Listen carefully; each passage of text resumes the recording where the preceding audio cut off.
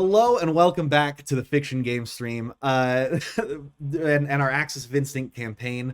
I'm your host, Jack, as always, and with me today are Hayden, Tom, Sam, Miles.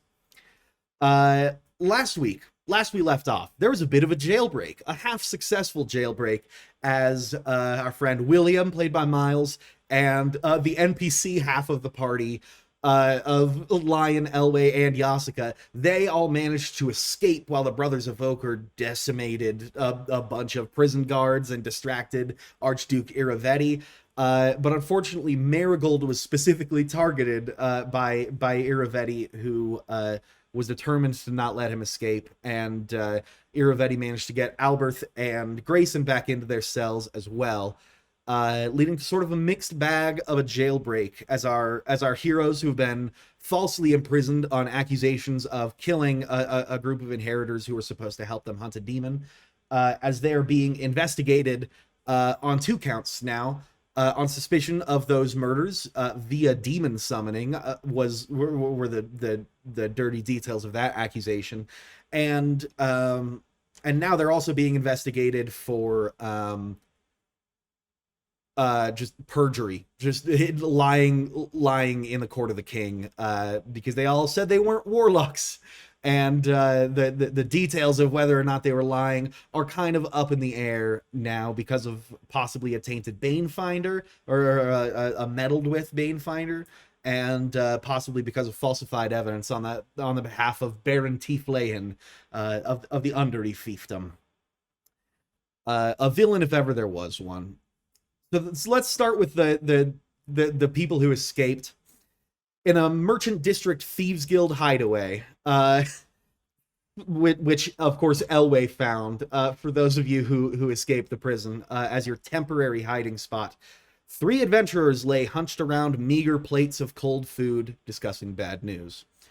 These 3 adventurers are, of course, William, Lion, and Yasuka, Elway having stepped out on an errand. Morning is about to break, but none of you have slept, having escaped from the dungeons and the catacombs beneath the capital city of Telmeri and beneath Mount Deity. You wandered the streets for some time and then began having to kind of hide away and run away from various guard patrols that pursued you. Now you're far enough away that the guard patrols are scarce, and some of them might not even be looking for you. They might just be guards, but your paranoia has driven you into this little hideaway used by the Thieves Guild, that Elway is apparently just tight with. She's just friends with them. And yeah, you guys are vibing here. And of course, the bad news that you're discussing is, first of all, your 3 friends, though whether the term friend applies to all 3 of these depends on which one of these hunched figures you ask. Alberth, the druid / servitor, Greyson, the demon hunter, and that's it as far as you know, and Merigold, the mage and former busker, maybe still busker. It's unclear. He can play a lute. Was it a lute? I forget. It was a lute, right? Yeah. Nice. Yeah. Not that you have one now. Yeah. That's only the first half of the bad news, is that half of your party is still in these dungeons. The other half of the bad news is that the king has not been seen by the common folk or the nobility in days. It is said that he is taken to spending long hours in his chambers, not seeing any visitors. And the queen is still away from the capital city on royal business. So the people making the big decisions in the throne room are Archduke Iravetti and Pater Ullman. As far as you know, 2 counts of very bad news for yourself and your companions. William, is there anything in particular that you think you're talking about with Yasuka and Lion, who have now found armor and are in their traditionally bulky, both of them in full plate, Yasuka with her divine inheritor's broadsword across her back, and the shield strapped over it, and Lion with the big 2-handed claymore? I'm probably trying to figure out some method of getting the rest of our crew out. Now, demons aren't necessarily my enemy, but they are my ancestral opposite. Yes. Is this something I guess I'm wondering how big of a deal is that for me? How connected am I with that kind of dichotomy? So the dichotomies between the worlds, the idea that there are four axes and that each other world has its opposite, is still just a theory that you've now heard posited by Merigold, and I believe that Alberth has discussed it with Merigold while you were in the room, at least. So this is a theory that you've heard floated around, and of course the idea that angels and demons are diametrically opposed is pretty inherent to the concept. But it's very evident that even with these diametrical opposites, they're not always at odds. Even like wraiths and those of the sun, they disagree on a number of things because those of the sun are all about like upholding righteous institutions, and the wraiths are all about tearing down unrighteous institutions. So they, while they use opposite means to come to the right ends, ultimately they are very often working together towards a common goal, as in the case of the Crusade against Shackles, which is one of 3 solar crusades currently active in the world, that they're going around just like liberating slaves from the very few areas of the world that still like legally allow people to own slaves, and you know the countless areas where it's illegal but people still manage to do it. So even these diametrical opposites aren't always like fundamentally at odds, and you know from experience that being part angel, you are not ontologically good. You aren't like incapable of evil or immorality or insensitivity or any human failings, and it's not just because you're part human either. You've met a number of angels, of Lycians, and they are not ontologically good either. In fact, as you've recently discovered, wait, was William part of these discussions, as you guys have talked about, like how angelic goodness is reputation based, not inherent? Like I was like within proxy of these conversations, but not necessarily like directly involved. Yeah, either way, I think you know about this. You know that angelic goodness is reputation based, and I think you've heard. No, I'm sorry. I'm thinking of a specific meeting where you guys met with Abulka Ashad, but specifically William and Greyson. No, I'm wrong again. Greyson wasn't there. You brought William. There have been a lot of there have been a lot of secrets between members of the party. I'm just catching up now. William, were you at that meeting at the Red Temple? If it was at the Red Temple, I would think more than likely, right? I can't remember. I'm going to give it a 50-50 either way. I think you know that angelic goodness is reputation based, and you've heard the theory floated by this party that demonic evil is reputation based as well, and not inherent. I don't think we would have discussed that because that's like Marigold's secret that he doesn't tell people. I think in that meeting I was just explaining that I knew a secret about the demons and that they were after me because of it. A good point. Yeah. Okay, yeah. In that case, I think having no other like qualms necessarily about the issues of me being of angelic blood and potentially helping somebody who's made a pact with a demon, I don't think that's something that I'm going to. I don't think William's going to be very hung up on this idea.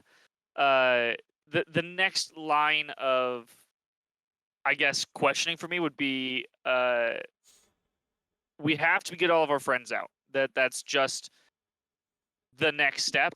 The question is, how much do we risk potentially getting arrested ourselves? I guess I'm going to see if they have any plans or ideas on any way to get our friends out while staying free ourselves.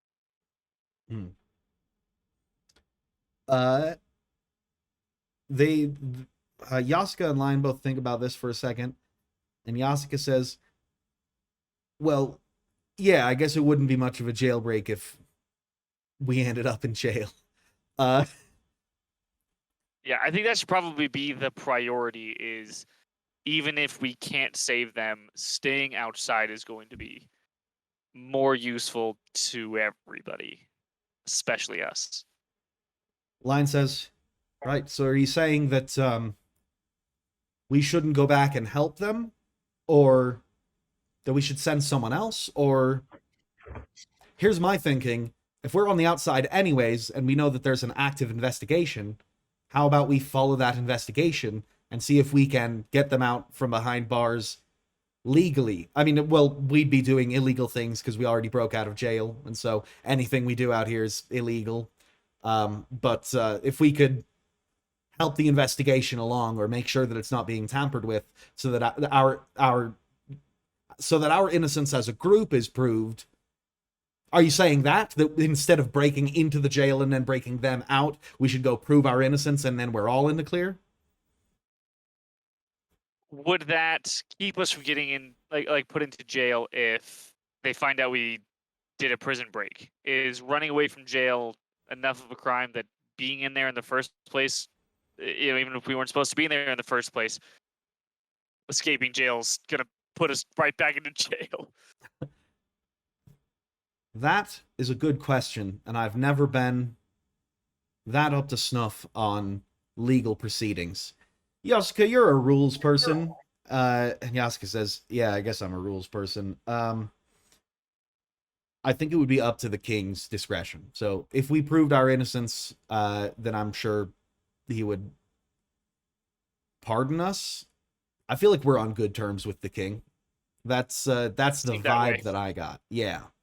As long as we're all in agreement about that, then it sounds like our best shot is proving our innocence while, illegally roaming free. So we have to go and prove that the Banefinder was tampered with. Or prove that we didn't kill the demons. Yeah. Yeah, or that they're not working for us. Or if we prove that someone else had intent to kill those 4 inheritors, that could work too.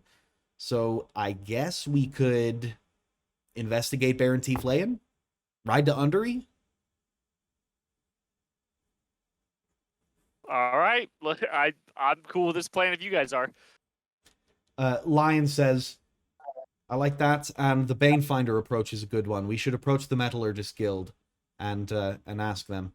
And Yasuka says, yeah, and we should definitely find Vizier Kama, because she's gonna know what to do better than any of us, I think. And she's our connection, with the she's tight with the queen. Yeah, do you have a way to reach her? I feel like she just keeps saying like, okay, I'll find you the next time. Yeah. I think she broke into the prison and talked to Alberth. Right. Well, yeah. I think we'll probably find her on our way anyways. Seems to be the happenings of things with her. Yep. Yeah. Okay. I guess we ride for Undery. It is at this moment that Elway makes her return. She is covered in soot, and you recognize her because you expect her to be coming back. And she wipes the soot off her face. But when she looks up at the party, it's a completely different face. It's not Elway. And then this woman kind of like looks around at all of your confused faces and goes, right, and seems to wipe her face away again. And it's Elway, but she was disguised somehow. Yasuka seems completely unfazed by this. So does Lion. And William, at your look of bewilderment, Elway goes, it's a witch thing. So, you know what? Fair. No questions. You got it. Yeah. So, I have the beginning of the solution to our problem. What are you guys talking about? Wait a minute. If you can just change your face, can't we just do something with that to just go and get them out of prison? I don't think they just let a guard people who haven't run away from prison walk into prison and bring other people out. So even if I disguise my face, I would just be a stranger. No, I don't think I can do a specific face. Yeah. Yeah, it's more like making it harder to recognize me than anything else. Or there might be like a collection of faces somewhere and I'm just borrowing one. I'm not familiar with the mechanics. I try not to think about it. So, Right. uh, What plan do you got? oh, for the jailbreak, nothing. No, I'm still working on your thing. She points to William. She says, "You're gonna. I don't know what our plan is for breaking our friends out of jail and proving our innocence, but I know that it probably starts with gathering our resources. One important resource that we need to gather is your sanguine mana.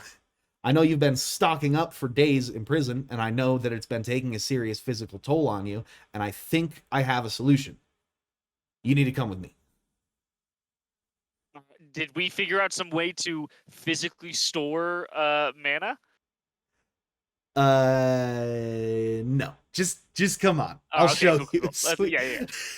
And you and Elway, she tells Yaska and Lion to just like wait here at the Thieves Guild hideout, and he'll come back. As Elway guides you through these snaking alleyways and like boards between rooftops that kind of become street level on certain hills. That it's a complex maze. This kind of like poverty district. But she leads you around. I'm sorry, it's in the merchants district now, but she's leading you to the poverty district. She leads you down these like various confusing alleyways through the whole capital city of Telmeri is built around all these foothills that are at the foot of Mount Deity, right? And so there's a lot of ups and downs, a lot of verticality here. And she seems to know all the best ways to like take you through areas that aren't being heavily patrolled by guards that might recognize, say, a group of people who just broke out of jail and they're supposed to be on the lookout for. And as she guides you through here, she explains the poorer districts of the capital are much less patrolled than these streets. So as we get to where we're going, you're going to see less and less guards. Even still, you've got a reputation in this city among the urchins and beggars in particular.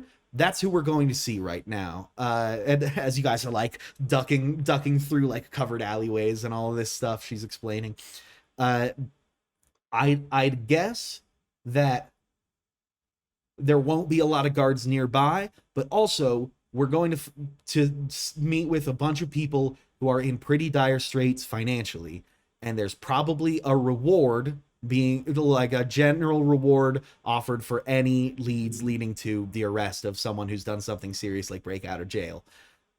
So I have no doubt that we'll be turned in, but we'll be in an area where it's hard enough to find a guard that we'll still have some time once we get there. Does that make sense? Yes.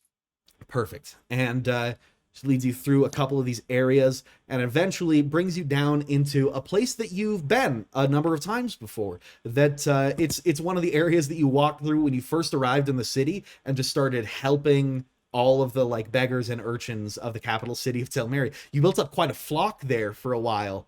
And if you'll recall, you kind of started to run out of funds and didn't know what to tell all of these poor people who were following you around, kind of expecting you to work miracles on their various financial situations and like housing situations and that kind of thing. But she guides you down towards this big like square that you can only really get to through a couple of alleys that are actually like uncomfortable to walk through. It's an area where like a lot of the peasantry, like the really poor people of the capital city of Telmeri gather, because they won't be kicked out of it because it's not really a common area that you'd stumble onto naturally. Nor is it like a building that's owned by nobility or anything. It's just this kind of dirt square that's pinned in by important buildings. But yeah, it's a sort of beggar's square. And she guides you down into this area, and as you enter it, you smell something really, really good. In fact, you smell this blend of spices that you remember from Tomas's restaurant, Wellwater. And as you pull up to this square, there is actually a small like trolley that's been brought in here. It looks really scratched up and beaten down, but yeah, it's clearly where the smells are coming from.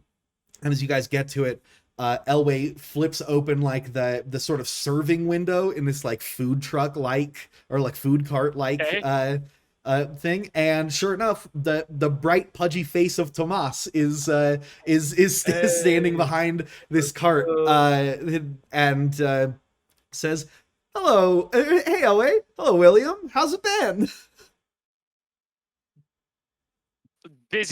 Busy to say the least. Yeah, I heard you broke out of jail. And he says this full volume, not really caring. There's a number of like poor people who are kind of wandering through here who have like clearly gathered because they smell good food and they're like looking around like, is there something going down here?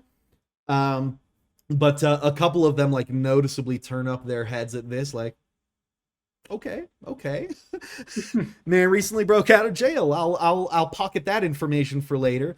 But Tomas just barrels ahead. He says, "Yeah, when Elway told me about this project, I just came right down here. We have like all sorts of food scraps that are sort of like last day meat and that kind of thing. You know, last day meat. You just when you get meat and there's a certain amount of days and it's the last day, it's just last day meat. So I brought all the last day meat down here and a lot of spices and a lot of salt and he just keeps gibbering on until Elway's eventually like, okay, Tomas, just a sec.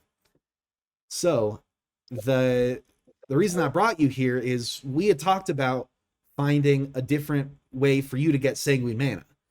And I know that pain is the most effective way, but we talked about how maybe it would be worthwhile to find a more ethical way.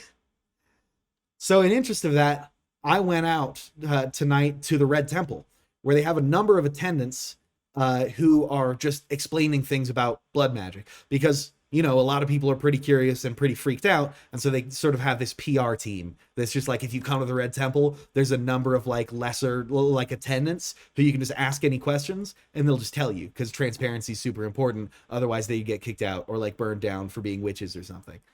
So I try not to take it personally with, like speaking of witches, yeah. So, one of the questions that I asked them about creating Sanguine Mana from pleasure rather than pain is about the methods of doing so. Unless you're a super trained masseuse who knows like a lot of people who are really comfortable with you doing that and getting magic power from it, I figured of the many ways that they listed, the best way would be giving people food. And at this, a number of the beggars are like, all right, this is a conversation I'm interested in. And they start to full on form a queue. And a number of them like recognize you and they're like, oh, it's William. It's been a couple weeks, but I love that guy. and they like start to wave and notice you. And just like the atmosphere in this beggar's square like brightens in an instant as people starts to like notice the line and just intrinsically know like, okay, it's food time. It sounds like it's food time, and they just get in line. None of them have like coinery that they're bringing out, so apparently they're expecting to get it for free. But Elway keeps explaining. Yeah, so the one of the questions that I asked them was, well, how involved do you have to be in the food process for it to count as creating pleasure? And they said that when they create food and serve it to people to gain Sanguine Mana, they send blood mages as the servers as well as the chefs, because there is a certain amount of that pleasure that is attributed magically to the server. So I had Tomas whip up a bunch of soup. Yeah, a bunch of soup, and then you're going to serve soup to all these people who know you and kind of love you already, and that's how you're going to get Sanguine Mana. And it's because of your reputation, and Yasika offered to pay for it. She's rich. She doesn't like to talk about it. And yeah, we could just do this however often you need to refill on mana, or just all the time, because they need food whether you're here or not. How does that sound? If I was the inventor of a meal, would I get passive Sanguine Mana? Because I would indirectly be the reason a countless number of people had joy. Are you asking Elway this in character, or are you asking me this as the Yes. narrator? Which one? Elway in character. She goes, I don't know, man. I didn't think to ask them about inventing dishes.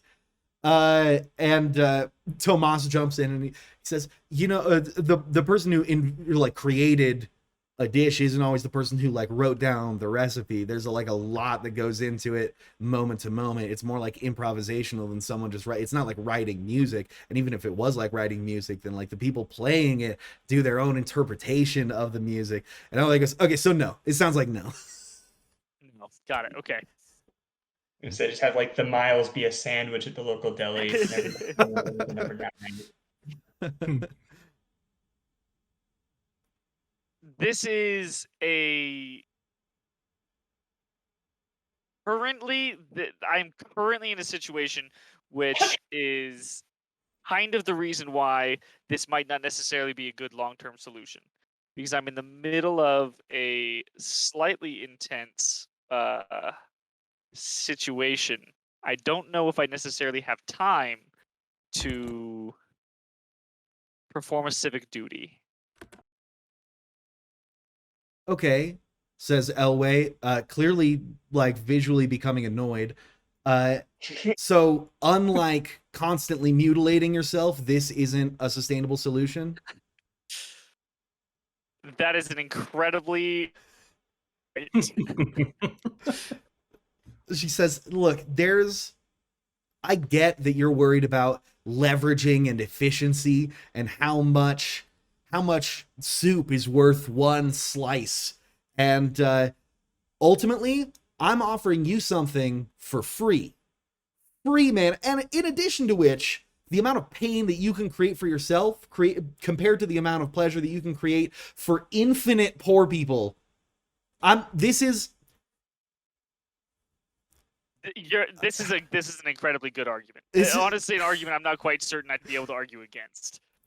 Just serve some soup, William. I just imagine yourself as you're serving it, just like, here you go. Yeah, I'll go and double dip. Moss goes, food safety. We got to think about food safety. I'll go and start serving some soup. Right on. Elway goes around and talks to everyone in the Beggar Square as they eat this soup that you serve them, and as they line up, some of them for the second or third time.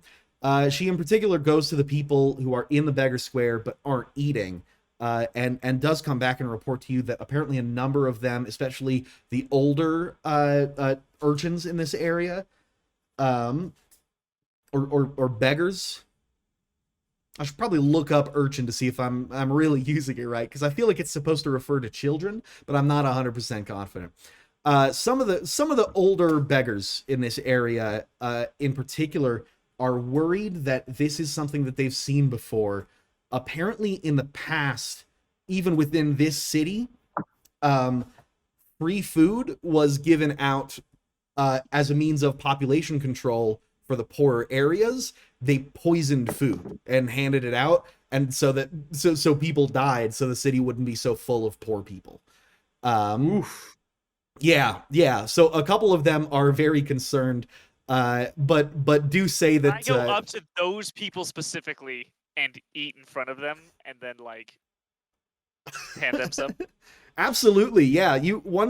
Once everyone in this Beggar Square has gotten their fill and has gone off to tell other people, this is concerning, by the way, because if they can go off and tell other people, hey, there's free food over here, presumably they also have time to go tell a guard, hey, there's escaped prisoners over here. So Correct. You're probably coming up on the time when it's like time for you to leave.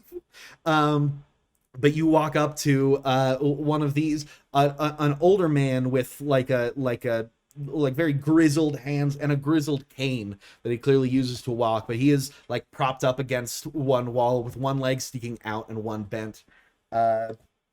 and he kind of gives you the stink eye as you approach him and just eat a large mouthful of soup in front of him and I assume hold it out to him. He looks you up and down and goes, "So what are you?" I'm a blood mage.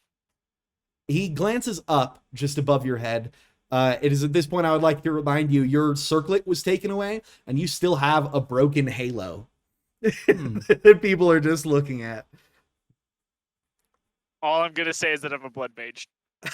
He raises a skeptical eyebrow and says, "Boy, you the fact that you can survive a bite of that soup doesn't mean anything about if I could survive a bowl of that soup. These youngins survive until the next time you come around with soup. I will happily take a bowl. Thank you very much." Genuinely fair point, and I appreciate your consideration. I'll leave. He nods sagely.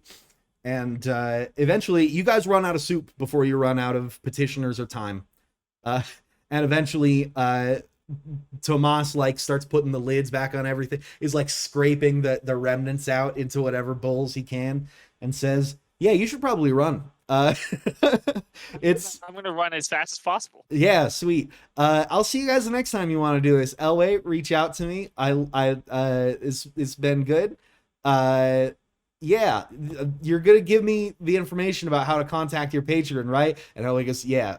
I'm gonna look. I think any wraith would be happy to find someone willing to feed the poor. I think that's a pretty witchy thing of you to do, Tomas. And Tomas blushes and thank you.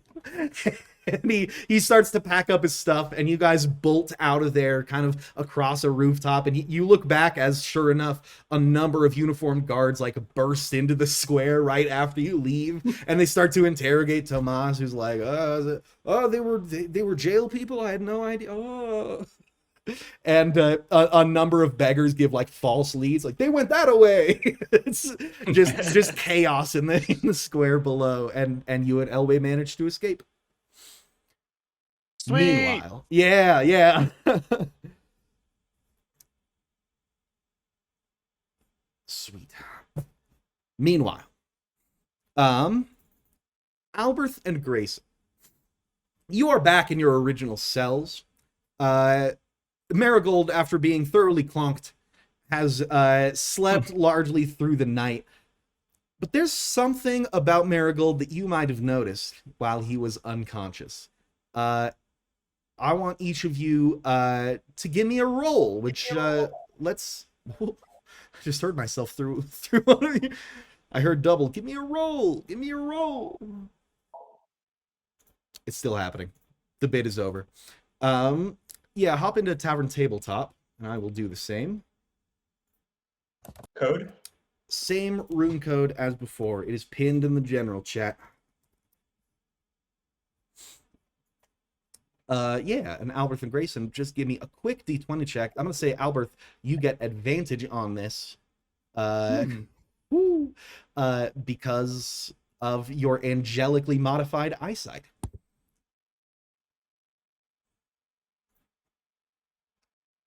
So, incredibly, Greyson with an 18 and Alberth with a 1 and a 19, of which only the 19 counts. Both of you noticed something as Merigold was locked up in a cell next to yours. He is in that group of 4 cells now.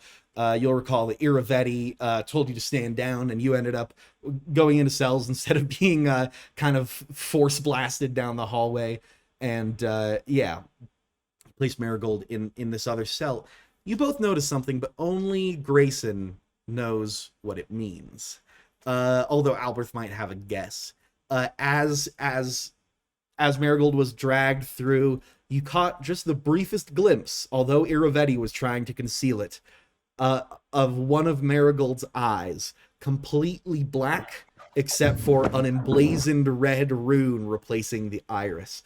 Greyson, of course, knows this to be a sign of demonic possession. Alberth has seen the eye before, and so can probably make an educated guess as to what it means. But it's worth noting, Alberth, your friend Merigold has been recently accused of being a warlock. You know him well, but he's always still been a secret keeper, still having refused to tell you the secrets of forging Tiefstahl that Keith left behind. That could someone holding that many secrets, is it really that much of a stretch to imagine that he's holding yet another secret? The idea that Merigold might be a warlock is a possibility that is highly strengthened in your mind by the fact that you've just seen a demon's mark, like a visible icon of a demon on Marigold's unconscious face. So if that influences your thinking about this at all, that's a piece of information you should have. It's also worth noting Nell's cell is still empty. You guys had helped her break out, but when Iravetti told you to stand down and you guys hopped back into your cells, when you looked around, she wasn't there anymore. It's unclear if she had hidden behind something or snuck around him, but whatever she did, she's not in that cell anymore. So presumably she broke out, or they threw her into a different cell after she tried to break out. Yeah. So you two, an empty cell, and Merigold. Is there anything you think you guys have talked about after this jailbreak and before Merigold wakes up? Hey, Alberth, did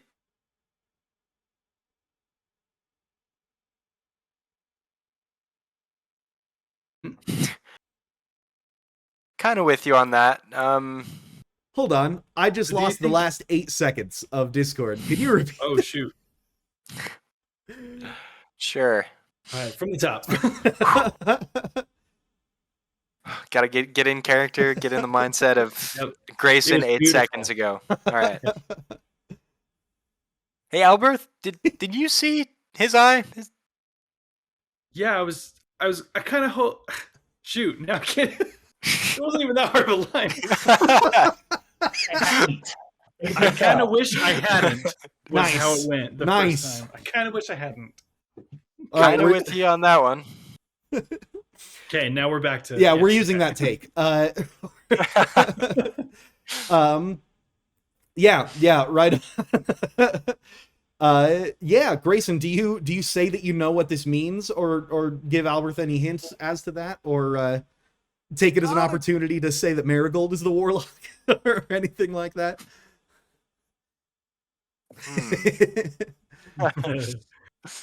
Oh, it is a pretty phenomenal opportunity for deceit. But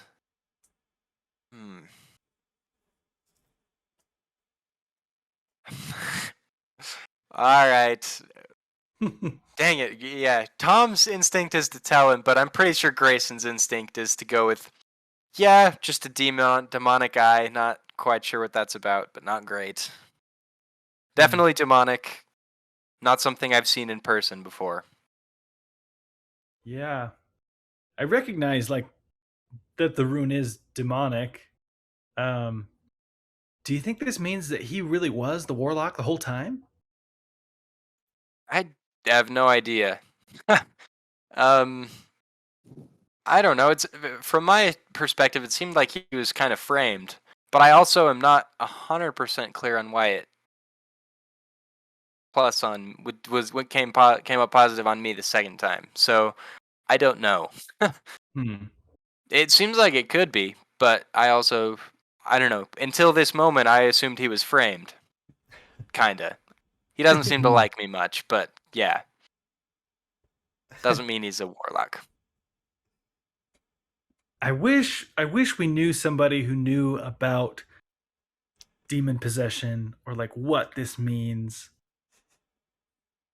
I wish that someone in this cell was more knowledgeable about this kind of stuff. I mean, I've certainly heard. I mean, like I told you, I guess I did tell you. I kind of forgot.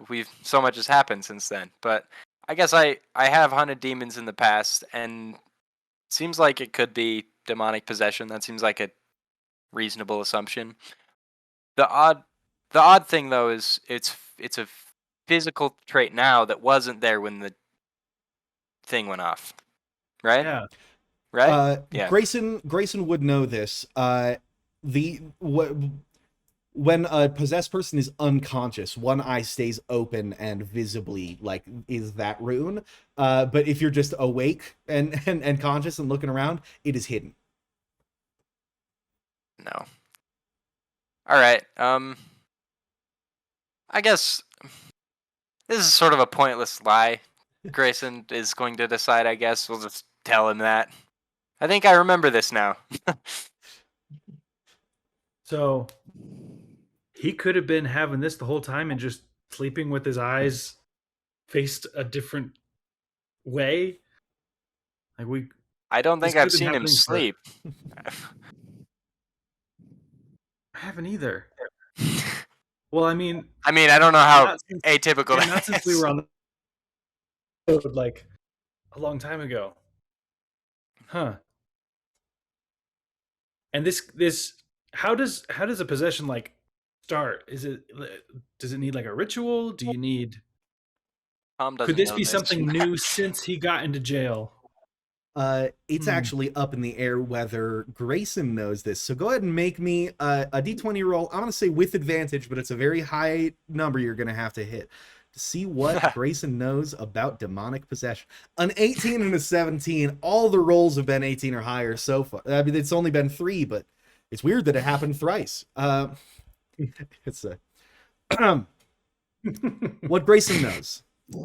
Demonic possession is a complex spell only achievable by more powerful demons, typically those with... Oh, actually, no, I'm going to skip that part.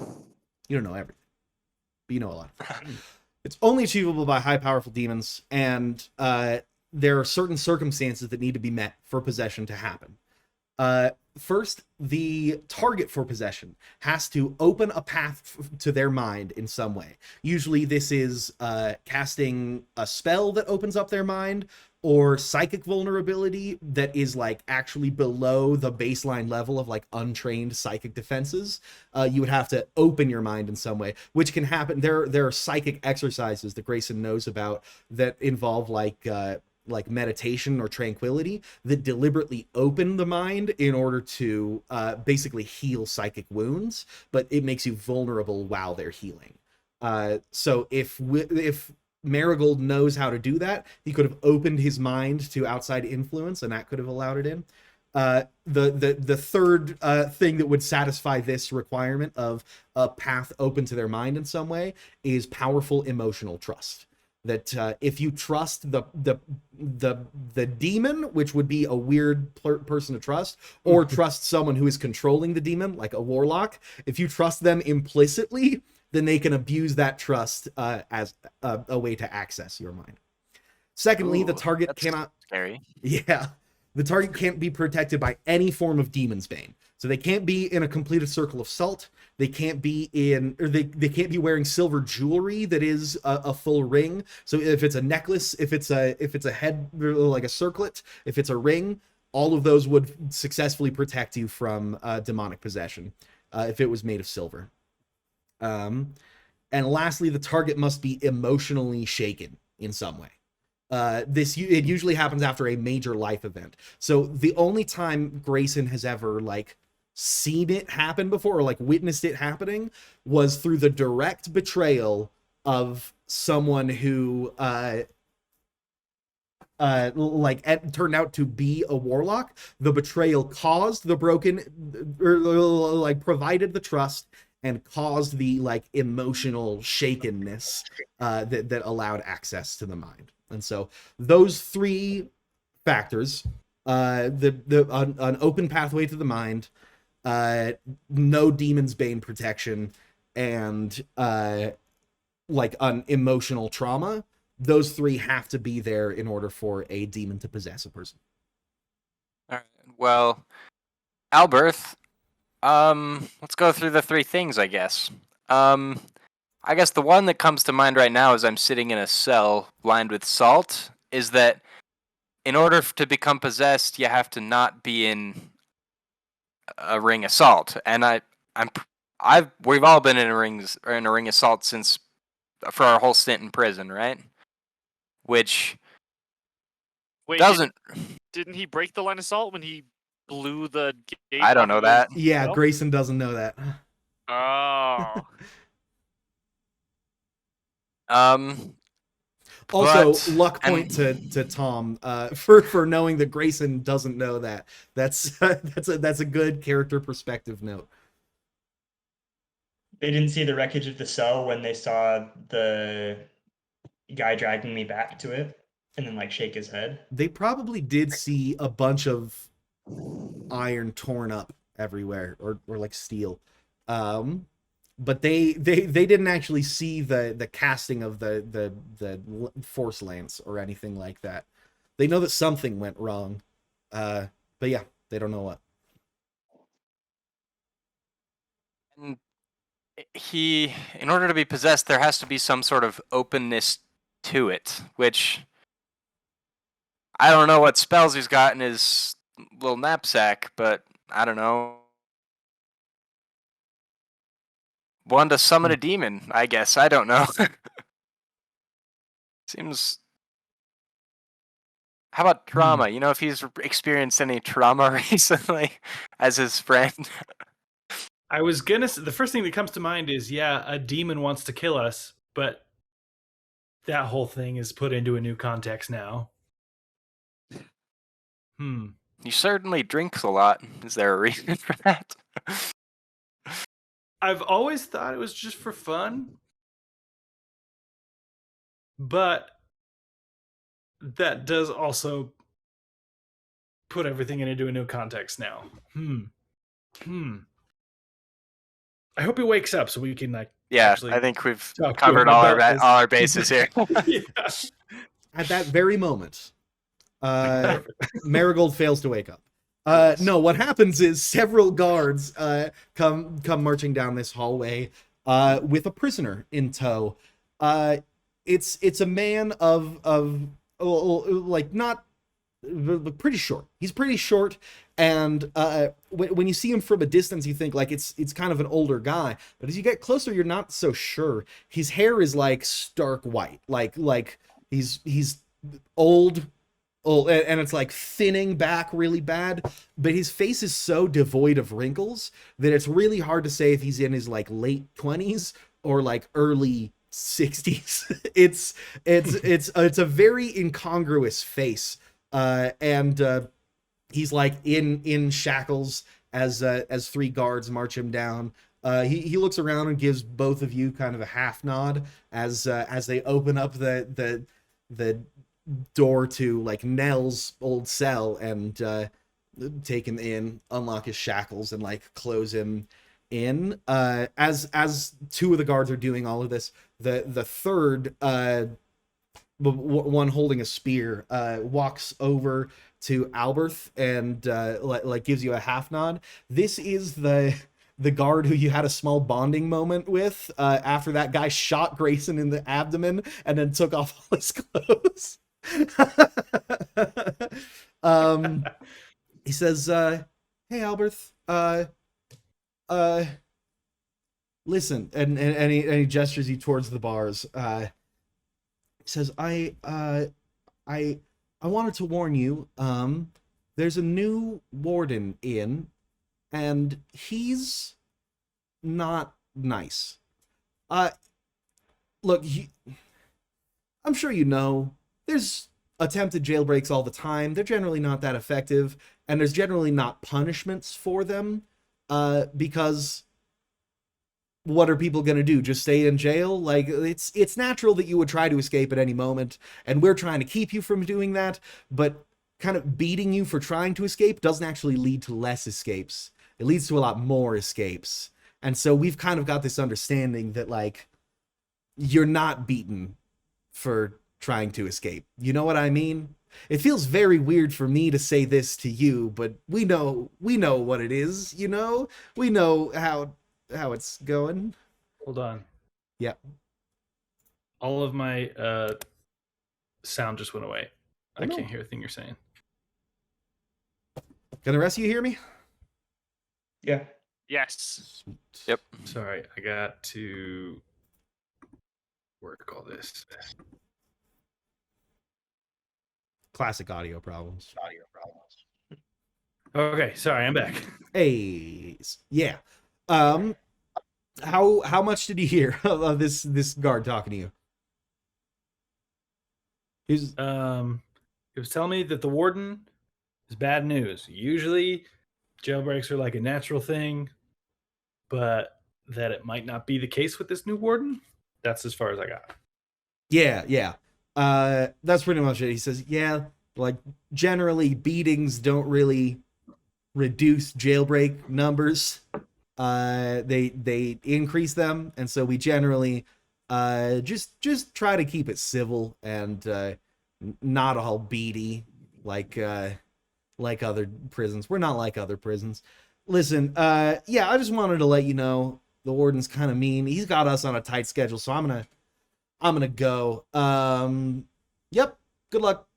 He just kind of scurries away to get up to these other two guards who, once they've like locked the new prisoner into his cell, walk on off. And as their footsteps kind of clank down the distant hall, the new prisoner walks up to the iron lattice that bordering like at the edge of his cell, the wall that is facing your cell, Alberth. And he says, hey, how long you been in here? Man, it's been so long I can't even remember. Feels like years. That's rough, But mate. realistically, like a week, maybe. Oh, yeah. I see what you mean. Yeah. I'll probably be out within the week.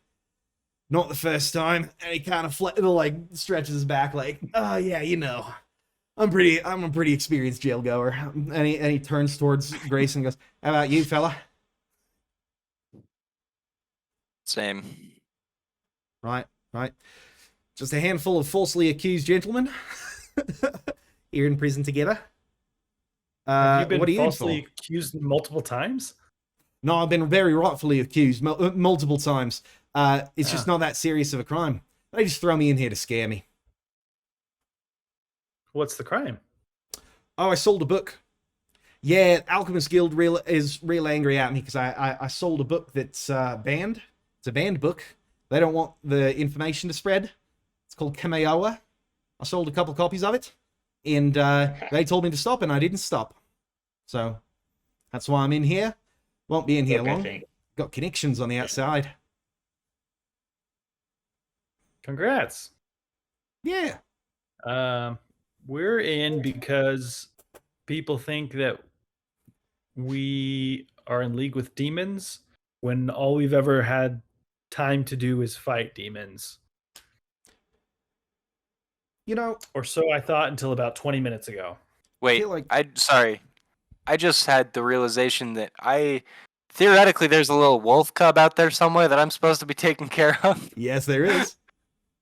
Oh boy. Hopefully someone is taking care of that guy. Anyways, continue the conversation. Yeah, yeah. He goes, right, accused of consorting with demons. Well, that seems like the kind of thing that you accuse someone of when they haven't done anything wrong. You know, you just kind of want to throw them in jail.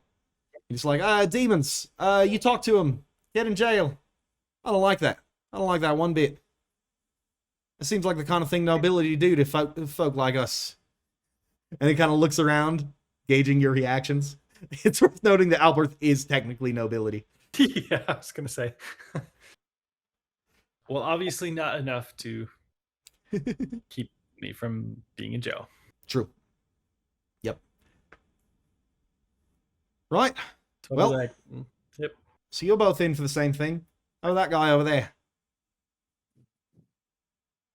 Yeah, same, except can we still see him like with the weird eye thing going on? No, he is turned away from you right now. You just saw it while he Gotcha. was being kind of dragged into his cell. Then I won't bring it up. Well, Here's a true you friend. guys here. Yeah. Right. Well, a couple of demon talkers and a bookseller. quite a group of criminals.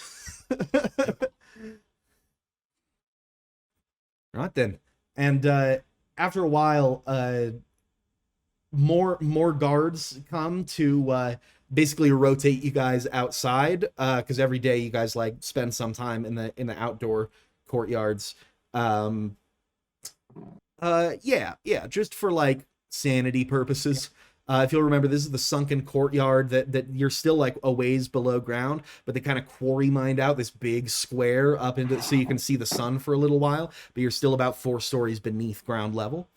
And as you guys pull in, they shackle you guys to bring you out into the sort of yard area where they have planted a number of plants and like patches of, it's very patchy foliage. This area, there are several like tiers above it that are like walkways where like guards are patrolling and looking down. In the past, they've usually been equipped with bow and arrows. But as you guys bring them, as you guys are brought out, you don't see like bow and arrows strung across their backs like they normally are. They rather than the way they normally do it, which they bring you out and then they like unshackle you and they step back and you're just giving your time till eventually they reshackle you to head back inside. They bring you guys out and like line you up behind another line of prisoners, and looking back there's like a train of guards bringing out prisoners and lining you up, and eventually there's like 36 of you in a line. What you can see is there's like a makeshift like like pedestal, or like what's the word I'm looking for? It's like a stage. It's like a portable stage that's just been like set up here for someone to talk to you, like across a podium, it looks like. And looking up, you guys can see the sky. To your left is the like places that you came from, and to your right is the dungeons where they keep like non-nobility. It's way more stacked in there. They're like vertically stacked cells. And they have to like come up and down on ladders and that kind of thing. But they're lining guys all up as a very like a short, balding, very stern looking man, like has his arms folded and is looking out at the crowd. He's in a very nice suit. It looks a lot like the one the guy was wearing, like the guy who came to shoot Greyson, or came to shoot Alberth and shot Greyson. He's wearing a very nice suit like that, and like a cravat that just seems very out of place in this setting. Once you guys are all lined up, the man like stands up and like at the podium to speak to you, and he says, "Hi, I'm your new warden. You don't need to know my name. You'll just call me Warden. It's come to my attention that there have been a number of jailbreaks in the past several weeks, and that we haven't executed anyone for any of these jailbreaks. I don't have an abundance of experience running prisons, but this isn't the first enterprise that I've been in charge of, and it's time to add a little bit of discipline. And I don't intend to settle into a long speech. Don't get used to it. I just need you to see the consequences of your own actions." And at this, he gestures to a number of guards who fold out the bottom panel of the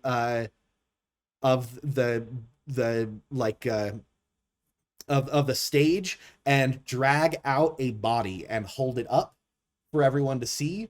It is Nell. And she has clearly been shot to death in her attempt to escape. And to Albert's particular horror, she is dotted not with stone-headed arrows, but with bolts. And now seeing this, you can see that the guards patrolling around here, the reason they don't have longbows strung across their backs is because they have not genuine guns, but crossbows, your competitors' crossbows, strapped at their belts. Insult to injury.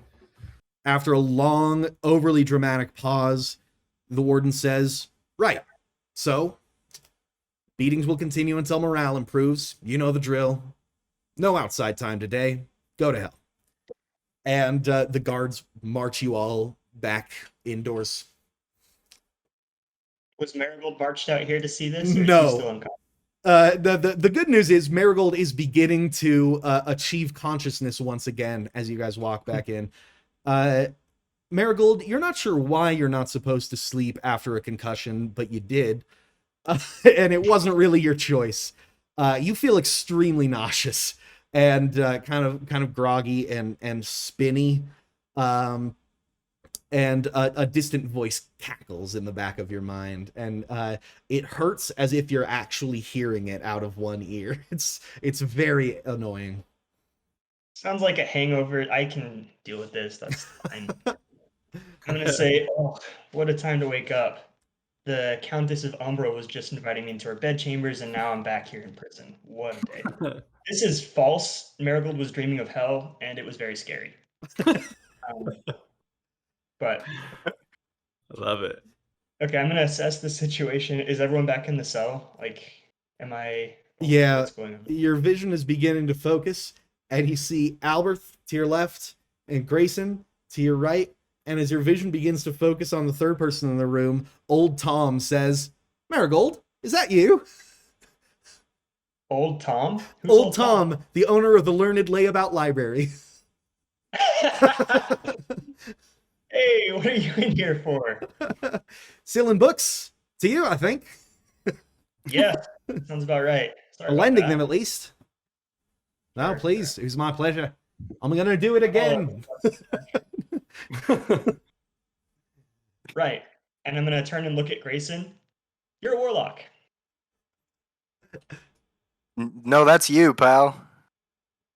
Okay, real quick. The last warden, the guy that threw me in this cell, had told me to scry on the king. This Yes. indicates to Marigold that he has the use of his abilities, that this cell hasn't been reinforced. Majory shenanigans. I'm gonna say, all right, well, I can like make you tell this, but my friend Elway told me that for some reason people don't always like it when I force the truth out of them. I don't get it, but I've been trying to be nicer. So why don't you just tell us the truth? Oh, you missed it. Sorry, yeah. I already told Alberth this. I'm a demon hunter. I came here specifically. I sought out Yasuka to hunt this demon. I could not tell you why the thing came up positive on me. I have had my fair share of run-ins with demons, though. Could be have something to do with it. But I am not about Lyra. All right, Greyson is gonna slam up against the whatever it's called, the bars, and like, how do you? Ooh, and I'm gonna lie. I've met. They are not nice. Sorry, you've met who? I lost another 2 seconds in Discord. His demon. But I've met your demons. They're not Okay. nice. That's an incredibly vague answer, but yeah, I've seen him. Grace, like, there's now no hold point on. lying. How about we just explain? Like, get out of this hellhole. I Old Tom just says- explained this to you. Hold on. I need context. You said that you've seen his demons, and I can't tell if you're talking metaphorically. Yeah, I scried. It's a thing I do now. I have a ball. There's another plot thread that I need to be pulling out soon. I do want to get to that. So I would really prefer if you would just tell us what's going on here, Greyson, because I do not want to force it out of you. You said you scried? Did you see Lyra? No, I would like you to explain who she is, though. Or is the subtext that I'm getting now. Grayson's just not gonna speak after that. I'm gonna turn to Alberth and say, right, well, he's a warlock. It's bad. But that's the gesh of it, and I'm gonna slip that in. Sorry, gist of it, Freudian slip or something. See if I can game the system where I'm not allowed to tell people that I'm possessed. Nothing happens immediately. Sure. I know Wait a it's minute. bad to try to lie while there's a What? demon literally like reading my thoughts, but Marigold is not going to be able to resist. He's smart, but he's a dumbass. You know what I'm saying? Wait get a minute. around things. Merigold. You said gesh. It's like you were hinting at something. Explain yourself. Slip of the tongue. You know, I'm badly concussed. You know. Oh, that makes sense. You're speaking in old tongues. You're speaking in like how people used to speak hundreds of years ago. I've read books. Really? A gesh is what they used to call an agreement between another worlder and a human. Yeah. You know, like the agreement that you have with your patron. I can't remember if you've ever mentioned his name, but I know you're a mage. Oh, what was his name? Arthias. Yeah, that's the guy. He kind of Yeah. abandoned me. He's fine. So that's the Yeah, gesh, you is- mean? Is that when you made a deal with the demon? Merigold, you made a deal with wait. the demon? But wait, Greyson, did you also make it? I'm so lost. You guys, what is going on? Hoping to avoid this and casting this on this party member for the second time, I am going to hit Grayson with a gentle-ish compel indiscretion if I can. We'll see if I'm this a- helps me too. Fight that off, I think. I have Yes. psychic defenses. Does anti-chthonic help considering he's possessed by a demon? No, the specialization won't help, but the training itself Magic. is still good. Roll a d20. And Marigold, I'm gonna have you roll a d20 as well. I'd have you roll with advantage, but you're concussed, so it's just gonna be a flat roll. Ooh, with an 18 against 2, I'm gonna say this still wouldn't be like a flat comparison, because Marigold is just too good at compel and discretion. But in your weakened state and against Grayson's mental prowess, you are it's like using a very strong hammer against a fortified like castle wall. It's a very good weapon, but it's just not enough in this situation. So for maybe the Marigold? first time in a long time, Marigold's compel indiscretion falls flat. Marigold, I told you not to do that. See, your handlers have taught you a few tricks. I'm going to go over to Ultimate and ask him to slap me in the face. And then I'm going to try it again, but with my amplifying spell. Oh, gee. Sorry, you're gonna Human being. do what to slap yourself in the face? I'm going to go over and ask Old Tom to wake me up a little bit. Fix the grogginess, hopefully. You're like in distant cells from each other. Oh, I thought we were like kitty corner or something. I see. Kitty corner, but we're separated by space other than just bars. Yes, I have a question quick about what Grayson knows. Does one thing. Does Grayson know what a gesh is? Yeah, roll me a lore check to see if you know it. I think demons are generally the only ones who use it, so I think it makes sense for Grayson to know. Yeah, you've heard of a gesh before, and you know that it's not only demons that can like make geshes, but for the most part, they're the only ones who use the terminology anymore. Because most otherworlders, their agreements with like mortals are restricted to bonds, like caster bonds. Okay. And 2, does a gesh have to be like a two-sided thing, or can another worlder just like slap it on you? Does Marigold? Yeah, an otherworlder can make a gesh anytime because a human is never bound to a gesh. So it's a gesh is always conditional on what the mortal party does. So that if an otherworlder makes a gesh that's like, if you do this thing, then I will give you this object, the otherworlder is physically forced to carry out their end of the bargain, but the human isn't, or the mortal isn't. So ultimately, an otherworlder can declare a gesh anytime. It's just a promise that they personally can't break. You remember what the geshes were? I remember one of them was if I called him for something he didn't think was worth it, he'd break my legs. Yes. So he, if you disseminate the information that you are possessed to anyone, he will. He said he would pluck apart your mind. But his wording was if I told anyone that I was possessed. No, I believe his wording was. Was that not the wording? have to go back and rewatch it. I have it written down because Geshes are so by the book. The first Gesh was, you will not say, hint at, or disseminate the knowledge that you are a subject of demonic possession. If you do so, I will pull apart your mind spell by spell and memory by memory until you are left a babbling wanderer, devoid of ability or identity. Had Merigold not been concussed, he probably wouldn't have let that slip.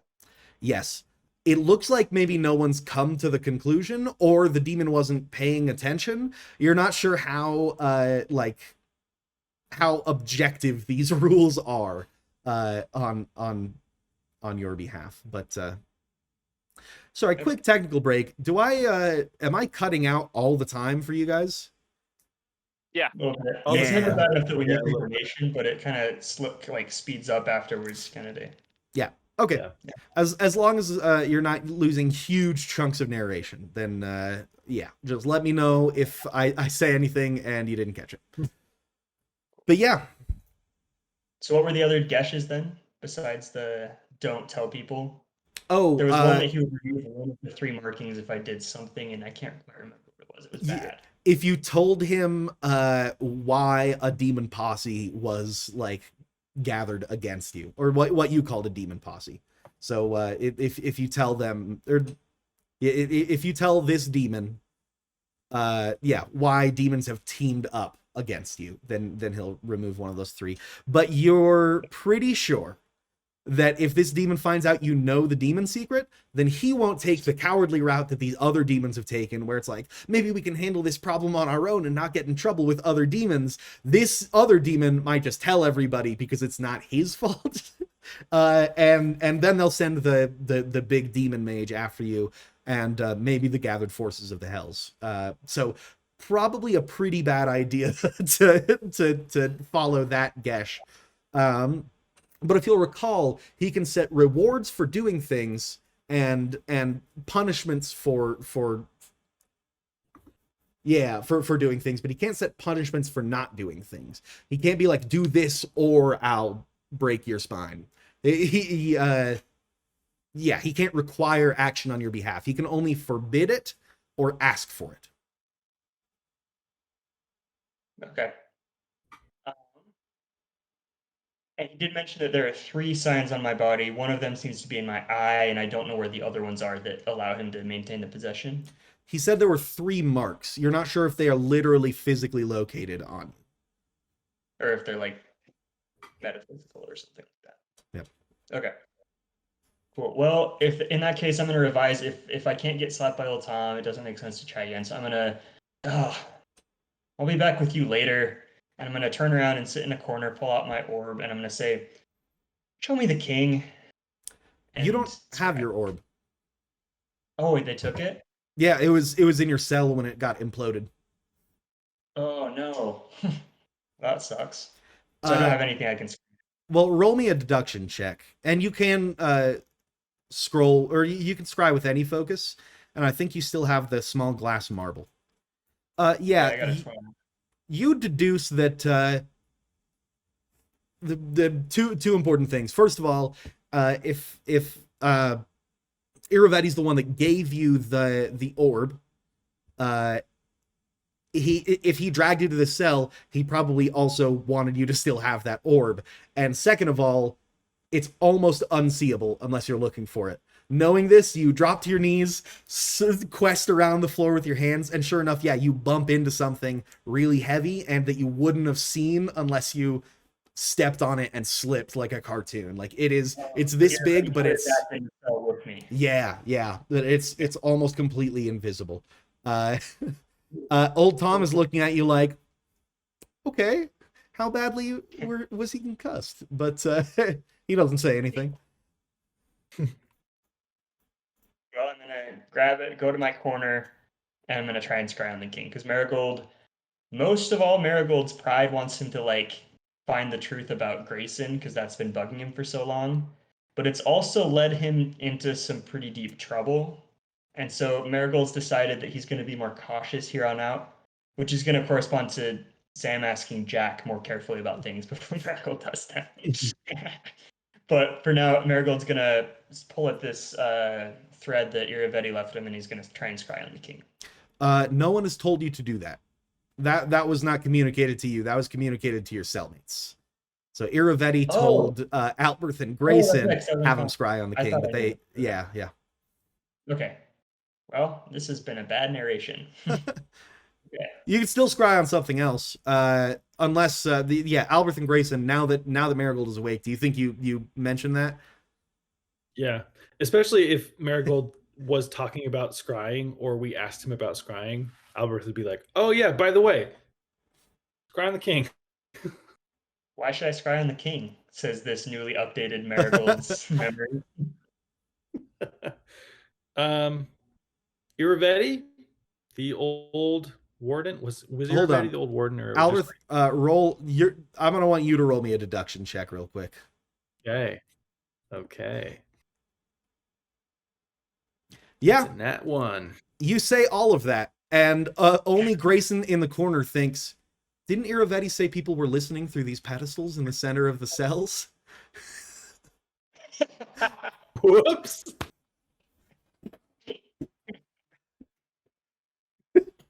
But yeah, Iravetti Oh, wants us to scry on the king. I thought they weren't listening; they could only see because he talked to us. yeah, he said And he he was had like, "You need muted to see their it." hearing. He had stopped okay. them from hearing it. Yeah, Gotcha. but yeah, Shoot. Albert says that, and Merigold is up to speed. Iravetti, our best friend Iravetti. Oh, okay. Well, in that case. Co-conspirator. Yeah. Well, this is about to change We real all quick. only do whatever he says anyways, right, guys? And then... No. So I'll say, okay, well, that sounds interesting. And Marigold thinks, well, if that's what the screenwriter wants, I guess I'll scry on the king. And he's going to say, show me the king. And he's going to be specific and name, like, what's the name of the kingdom again? Like, do I know the king's name specifically? Yes, you do. It is King Telmeri of House Telmeri, the king of the kingdom Telmeri. He lives in in Telmeri, the capital city of Telmeri. Medieval naming conventions are ass. I hate them. Marigold's gonna really take a minute and say, okay, I'll make sure I'm remembering this right. Orb, show me King Telmeri of House Telmeri, king of the kingdom of Telmeri in the city of Telmeri. That sounds right. Yeah. Yes. Get all that? You immediately Marigold immediately like enters a trance, cross-legged on his cot, staring at at the space between his hands as far as his cellmates know, and is just absolutely transfixed. The other casters in the room in front of me too, so people, like, in case, like, the people that are watching, they think that I'm just using the marble to scry, just in case. Sweet. Marigold, goes into this trance, and old Tom goes, "Oh, yeah, I had more questions, but he's gone. He's gonna be gone for a while. So how are you guys?" And while old Tom strikes up that conversation, Marigold, his third eye opens. Not really. It's more like you have two eyes. It's like a VR headset. As you get a view of a man who you recognize with what was once like a clean-shaved beard, but has apparently in the last week or so become like pretty overgrown and scraggly, and he is pacing back and forth in an otherwise empty courtyard. It's pretty early in the day, but this courtyard looks very dark, and you're not sure if that's literal or if this scry is like using some kind of artistic license to depict the king's mood as he paces back and forth in his red regalia, his like slightly elevated shoes clack clack clack as he walks back and forth on the flagstones, and eventually he turns towards a well that's in the center of this courtyard, and white knuckle grabs the stone and looks like furious as he stares down into the waters below. he mutters something incomprehensible to himself and strikes the stone and strikes it several more times with his hand until it starts to bleed, and he starts to pace again, arms shaking, and he holds his hand in his other hand as he paces back and forth, muttering obscenities, and he looks up at the sky and looks around, and there's a creak as a huge door opens as an attendant peeks out and says, Your Highness, and he says, "Not yet." And the scribe like closes the door again as the king paces back and forth, and he grabs the edge of the well and looks back down into it and says, "What is it? What is it that you want from me?" And he's silent for a long moment as he just pants, staring down into this well.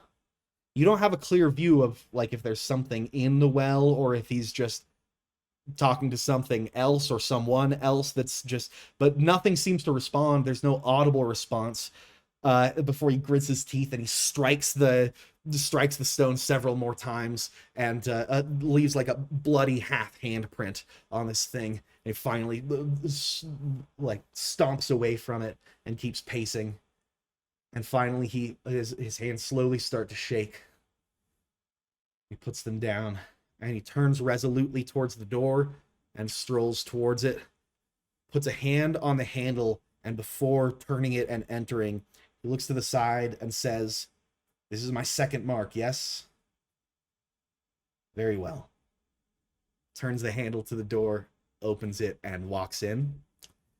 The scry spell continues just long enough for you to hear him walk up to an attendant and say, "Those casters, they're still in jail?" "Yes, the ones that are still in jail. Kill them." Shoot. Oh, what a bummer. Sorry, guys. Sucks to be in jail. The scry spell ends, and unfortunately, because of the nature of the scry spell, the longer the key phrase that you use to scry, the longer the cooldown is. It'll be days. Because it was so many words to say, King Telmeri of House Telmeri, you got the right target, but it's going to be a long time. It's gone wrong so many times. Merigold wanted to be really sure, and he's going to be really excited when he gets out. Guys, it worked! Successful scry. I got some like relevant information. Oh, cool. Did you like find our friends or something? Oh, are they coming to help us today? It's what it looks like. He just ordered execution. What? What? Why? Why would you do that? Grayson's gonna start picking the lock on the door. And I'm gonna think about this. The demon wouldn't be mad at me for explaining that the king is possessed. There's no gash about that. So I'm just gonna say that he's been possessed by a demon. Wait. Scry can tell you that? Yeah. when you're good enough at it, and I'm getting better. You know, third time's the charm, as they say.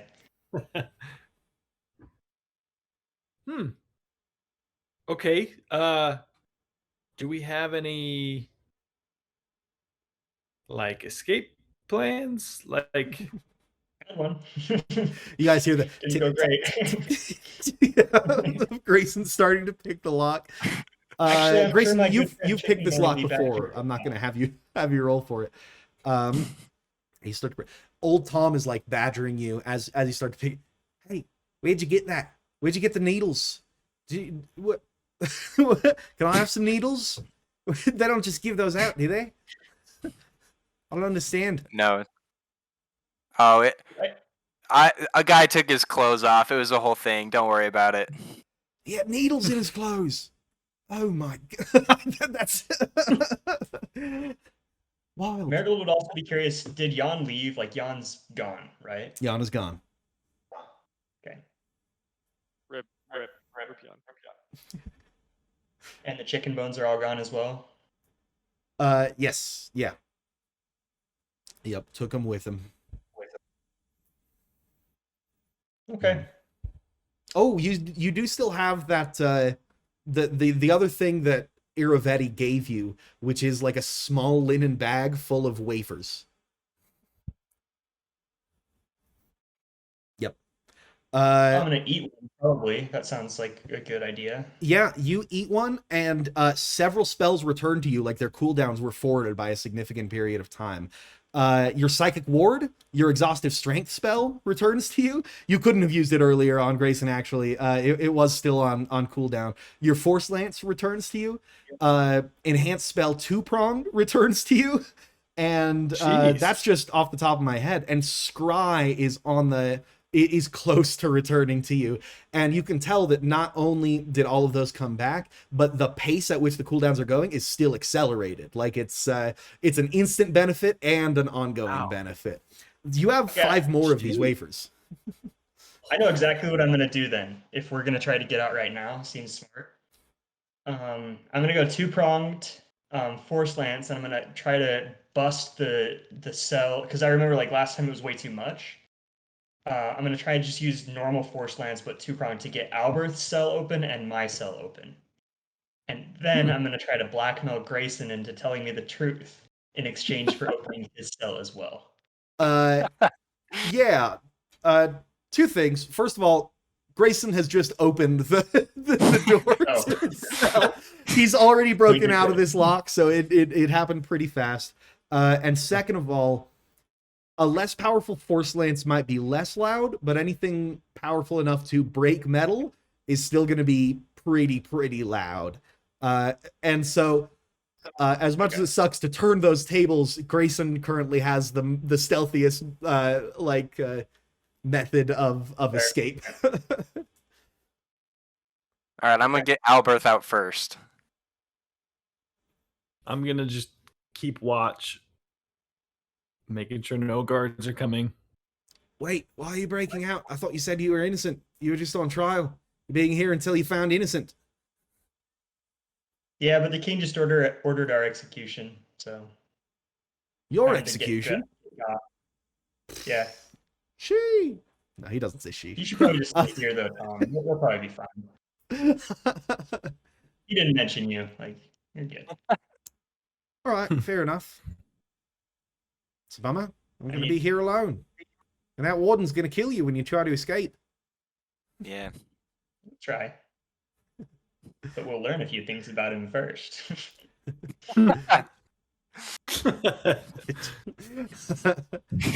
Merigold. Okay, well, have a nice day. And old Thomas goes and sits back on his cot. Yeah, Grayson, you have escaped. Who else you breaking out with you? I'll get Alberth first, and then before I let out Merigold, I'm gonna say this: I let you out. You stop trying to pry information out of my brain. Ask me like a normal person. Ask you like a normal person?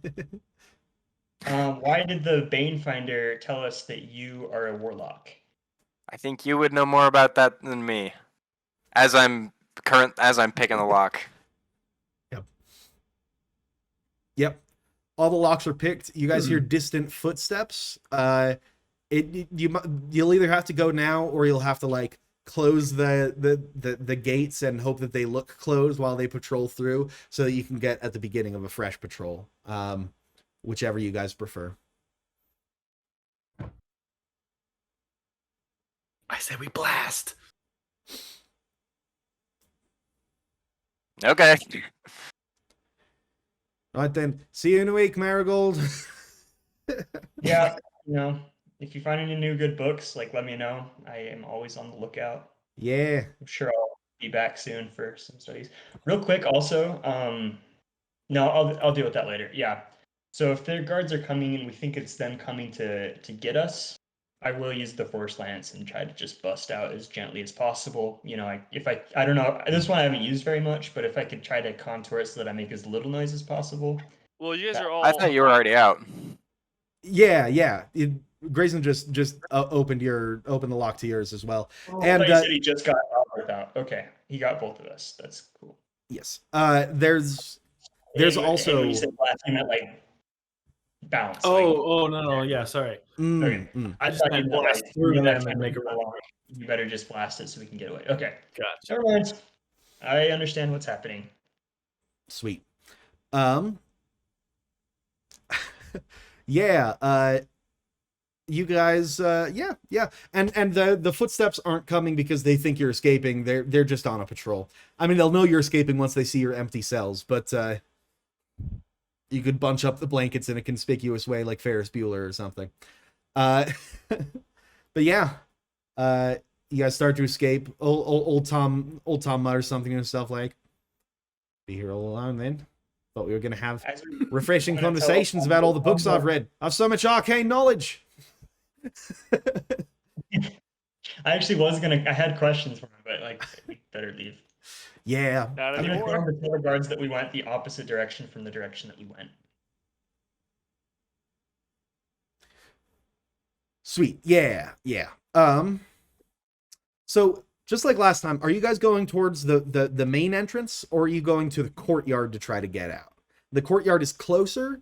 There's probably the same amount of guards, but the courtyard is a very wide open area with constantly patrolling guards. If you're headed towards the main entrance, it'll be guards that think there's nothing wrong and there's a better chance of ambushing them. So what do you think? Well, They got out the see front that way road. the first time, Yeah. which implies to me that they'll have bulked up security. Actually, Alberth they all will- died. A bunch of them died yesterday, so they probably haven't had time to like hire a whole new security staff. It's probably weakened by yesterday's incursion, not strengthened. Wait, who died yesterday?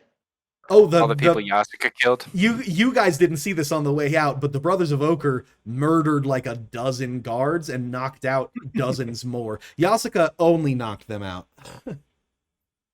So I have a true friend, Jan. He's just a stellar human being. I'm sure that he'll help us out if we can find him. Yep. Yeah. All right. Front Yeah, or so back? should we try to sneak past the unsuspecting guards at the main entrance? Is that what we're thinking? I say Sure. that because if we try and get out that big, they've got those stupid crossbow things.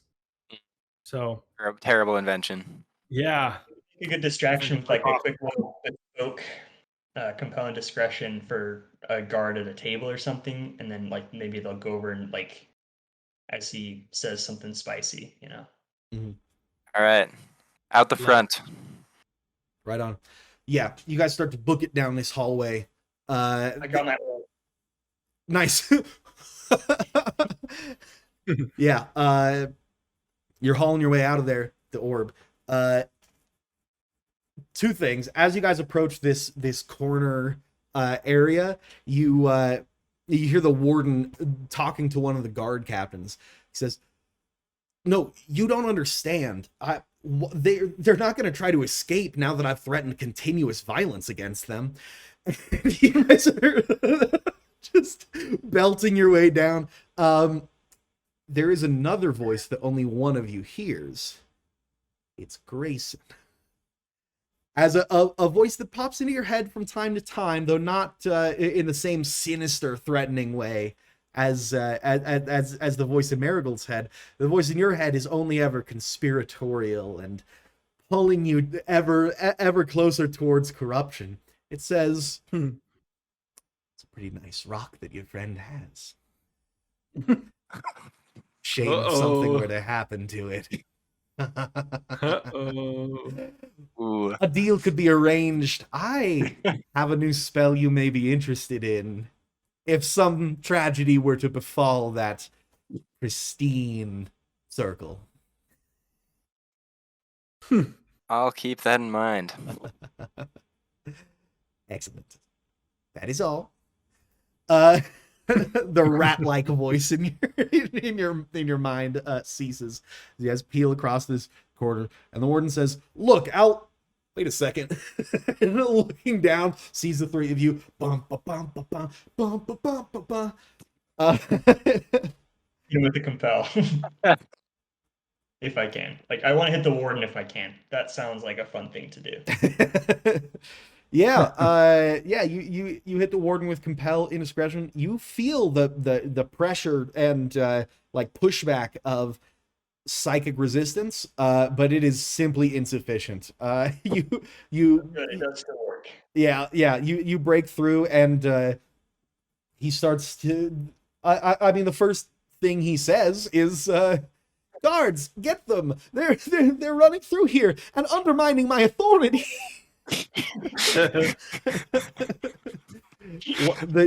guards look at him like, yeah, but they all draw out swords. Several of them seem to flinch at the sound of metal against metal as they draw out weapons. They did all receive major like head injuries the day before.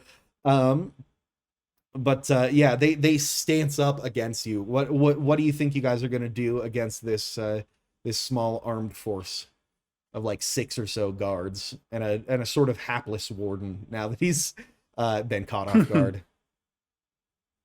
I've got a spell, but if you guys have a spell, feel free. How are they looking generally? Like my sense of prey predator, like, is this like, are they scared because last time this happened they just got knocked out, or are they just like, oh, I can't believe these guys are trying this again? They're not confident in their leadership. They got absolutely thwacked by a group of casters earlier, and several of these guards know that that you guys are casters as well. And so yeah, it's probably going to be more of a prey mentality. Then I'm going to do my best 11 impression and just like slowly raise a hand and then cast Compel Adrenaline. Right on. Yeah, no need to roll for it. They start to run, but they're generally not running away from you guys. They're running away from the warden, and they kind of like press to the walls to get around you guys as they like drop weaponry and like trip over each other and that kind of thing. The warden was caught in that as well. You guys are just far enough away because it's like a 30-foot circle. But the warden immediately turns furious and pulls out a crossbow and aims it at Alberth and fires. Oh, all right. Roll to dodge it. Yeah. Okay. No. It's not a great roll, Not great. But these inferior crossed bows are genuinely just a bad product that's meant to look like Alberth's invention, but isn't really built with the consumer in mind. And the bolt kind of like falls wimpily as it flies and clatters to the ground beneath you. And the warden just is already running towards you, just ready to beat you with this worthless gun knockoff. Can I see any, like, did a guard drop a weapon close enough to me to where I can grab it and before he gets to me? Yes, definitely. Yeah. You are in a pile of debris, much of which is weaponry. Yeah, you reach down, grab a sword, and bring it up to to block the kind of crossbow down smack. Go ahead and make that roll. Okay. Right on. 12. You manage to block it. You can counterattack, but before you have a chance to, your friends have a chance to seize the opening as well, because in that predator mentality, the warden did not think for his own safety or the preservation of his own life. And next to you is at least one very experienced, like, actual combat person. Your fighter is next to you. All right. I assume that's me. Yeah. I'm gonna find a sword. I assume there's one nearby, and then just kind of gonna gut him from, I guess, to the side. From the side. Right on. Yeah, just make a roll to stab him before he has a chance to react to you. Nat 1. The nat 1, he actually, seeing you lunge towards him, manages to kick your leg, like throwing you off balance before you can stab him, and it actually like knocks you down onto one knee, and he turns towards you. But Alberth and Merigold each have a chance to attack before he can strike a blow down at you. I'm going to turn to him and say, did you really just try to use a gun against Alberth? Not a I'm gun! going to hit him with a unrelenting force plus force lance. the one that shattered metal bars earlier. I'm not pulling any punches with this guy. We got to get out of here. Dead, Yeah. so I'm trying to end this fast. Make a Guy's roll for going to accuracy die. because you are in some close ranges. 17. Yeah, you blast this guy into the corner between the wall and the ceiling, and he hits there so hard, not all of him comes back down. Like, he is wedged in there. He's just dead, like a Mortal Kombat fatality kind of dead. Yeah, well, that's one guard station. You guys charge past. That's 2 spells out for a long while for Merigold, unless he just chomps down on another wafer, I guess. I'm gonna have one in my palm in case I need it. Nice, yeah. Yeah, you guys book it around this corner. There were some clanking sounds, and yeah. Before we leave, is there enough of the warden that's recognizable that we can like take and like display his head? Like, we mean business. Absolutely. Or yeah. is it just like, okay. Right. Yes. Horrifying. I genuinely thought I was going to make the most gruesome stuff in the campaign. Obviously not the case. Yeah. Yeah, Alberth just like Walter White trying to kill someone for the first time. and grabs the head, and you guys just run down. Merigold with like football carrying his invisible orb, and this Alberth, roll an intimidate check as you just book it down Hold this it. place. 5. Yeah. Oh no. It's a good thing this head is doing most of the heavy lifting, and all the people you passed seem like shocked, like and like don't draw their weapons, and they back to the walls to like let you guys pass, but they're like genuinely disturbed by one of and you see, like, as you charge past, you hear a couple of them behind you be like, that's never happened in a jailbreak before. That's not been. Do you feel like jailbreaks have been getting more violent recently? I feel like we usually just like exchange blows, but it's more like a bar fight level of violence than a like chopping someone's head off, and all the people who died yesterday, like, that's terrible. And you hear the muttered responses you pass, like, they weren't the ones to escalate it. You saw what happened in that yard. And you guys keep running. I was gonna say the optics of this are crazy. Yeah. It's like the day of. Yeah. And yeah, guards keep backing away from you. The next guard post that you get to, someone hearing the footsteps, a guard wheels around the corner and levels a spear towards you, looks shocked and drops it. And the guard that Alberth, you've become kind of friends with, like, takes several steps back and like flattens himself against the wall and says, Alberth? Oh no. I kind of just like slowly put the head down. We don't have time for this, dude. Sorry, Let's go. The guy just like execute us. We got to get out of here. We're sorry about the mess. Genuinely apologize to whoever has to clean it up. Drops to his knees, puts his hands behind his head, and just like nods his head, very afraid. We're leaving. Yeah, you guys. Albert just like looks away in shame and just like keeps going. Yeah, you guys book it out of there around a couple more corners, but the rest of these guard posts are like only half the people are alive, and they're coming into work the day after receiving like major head injuries. The ones that Yasuka took out, she said, you're not going to have a concussion, and she was right. Like, that's the level of precision that Yasuka has with causing injury, that she just knew how much force would concuss people. But the Brothers of Ochre had no such mercy, and the rest of the guard stations that you guys run through are just decimated. And the whole offer no resistance to you. So you guys, by the time you get out of the front, like the actual front gate of this place, presumably not carrying a dismembered head anymore, if I were to guess.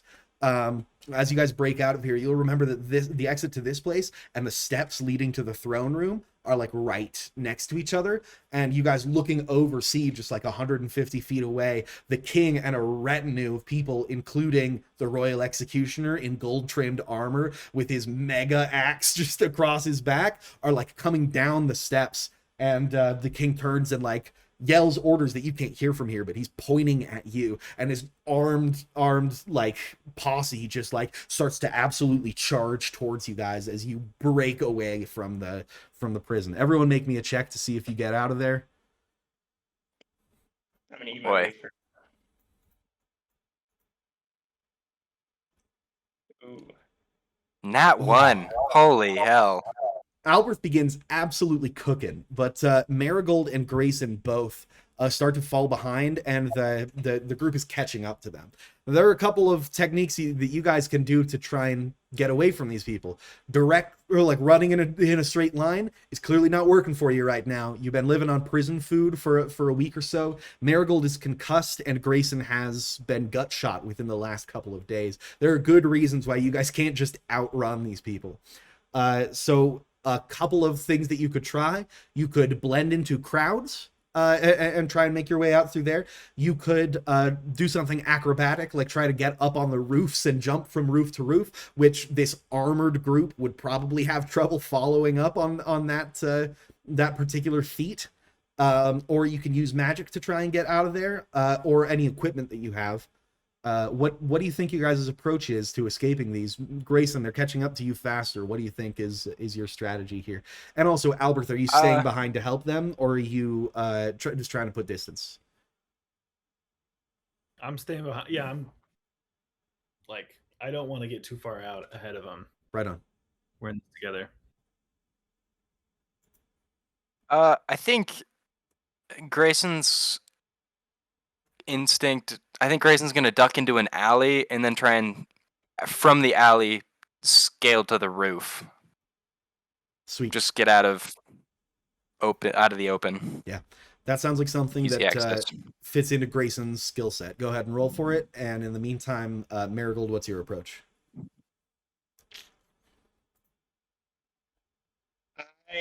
This is where it's hard to play Marigold, because I feel like I know what Marigold would do. It's just not a smart thing to do, you know? Yeah. Like, I almost feel like I should have you set a DC for like a wisdom check or something.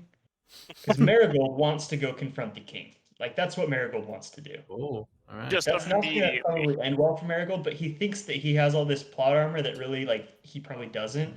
And, like, he doesn't know that it's like a RNG that's determining how things go for him. But that's kind of the first thing that would occur to Marigold. Are we still in the castle? Is that... Like, are we in the walls of the castle? No, you're in the walls of the city, Oh. but you are in open air right now, just running into the streets. Okay. The second idea that occurs to Marigold is to just cause like a semi-riot by like hitting more people in a shorter period of time with compel and discretion than he's ever done before, and just cause like just complete chaos. Yeah. Do you want to play it as a wisdom roll? Because that sounds fun to me. That sounds fun to me. Right I'm on. good to do that. I'm gonna say 8 or higher. Marigold realizes what a bad idea it is to confront the king right now. But 1 through 7, it's happening. Okay.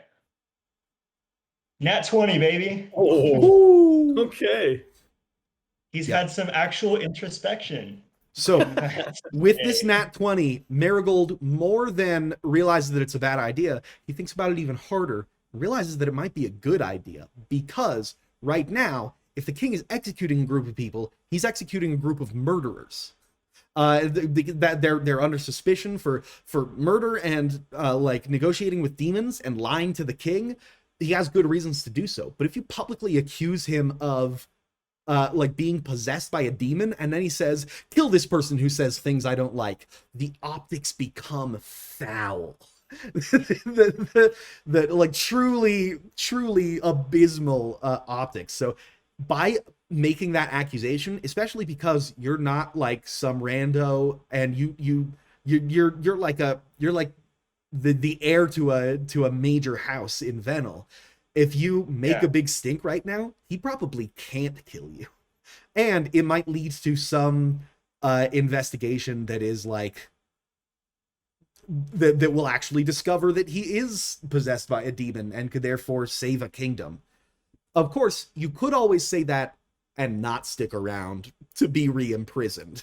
So if you want to take that special third option that you've unlocked with this 20, and just yell to the people that the king is possessed by a demon and then leave, that is an option as well. Would like to do that, but at the same time, Marigold is like recently like aware of how much it can suck to have a demon in your head, and like all of like the king's sleeplessness is suddenly clicking. But he's also like maybe like the Varys thing is occurring to him, where like for the good of the realm, he needs to hit one solid compel and discretion on the king, and then he'll try and skedaddle. So that's what we're gonna try and do. All right. Several things to note. First of all, you've used exhaustive strength, so that's not back to you. You could probably get it back with a wafer pretty much instantly. If you want that. I ate a wafer as we were running away from the Oh guards. yeah, sweet. Then it is back. The second thing is, Iravetti had some brutal kickback effects when you cast a spell on a psychic spell on him. You know, the little that you know about psychic training is that royalty is trained harder than anyone else. The kickback effects of casting a spell on the king could be anything. It could be nothing and they only trained him defensively, or they didn't train him at all, even though you don't suspect that's the case. But he was possessed by a demon. Is your current theory, I guess. But the worst case, it could kill you to cast this spell on the king. Okay. The first thing that occurs to me is to find someone to be a proxy to do it, but I don't obviously have time for that, and also like the moral ramifications of that are questionable.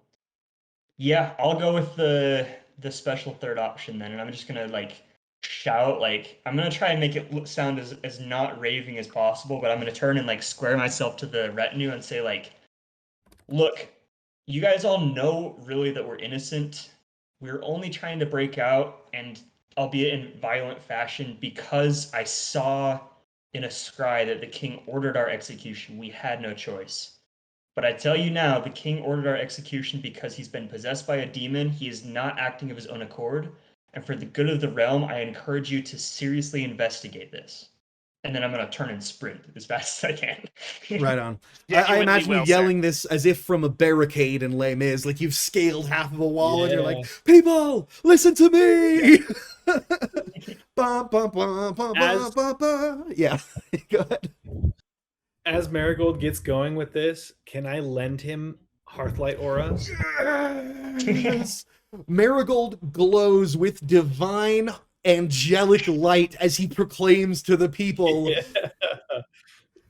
people of Paris, listen to me! I'll even try and twist it then if I have that extra push, and I'll say, the king is trying to hide his own demonic possession by accusing us of the very same affiliations. I tell you now, it's all false. Like, the king is a fraud. He's not in control of his own faculties or something like that. The king himself stumbles backwards. His retinue are looking at you and not at the king, but you looking down, see him turn 6 shades whiter as he looks at you thinking, how could he possibly know? And he like clutches his chest for a moment and seems to like have to refocus his eyes, and stands up and like shakes himself as his retinue starts like trying to climb this building towards you. One of them draws out a longbow and tries to shoot you down from this rooftop. The good news for Greyson is they have all switched to chasing Marigold now. But yeah, I'm gonna cast the kinetic ward, and then I'm gonna look the king in the eye and give him like a David Tennant, I'm so sorry. And then I'm gonna turn and run across the roof. nice.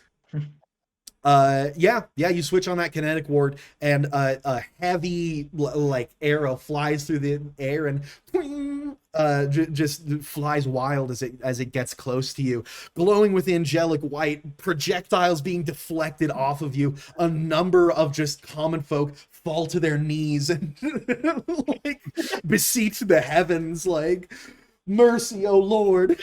It's it is an absolute sight to behold as Merigold then ducks away with cape swooshing behind him. I don't actually know if Merigold has like a cape or a cloak, but it seems like a very Merigold thing to have. Leaps across buildings, getting away from this.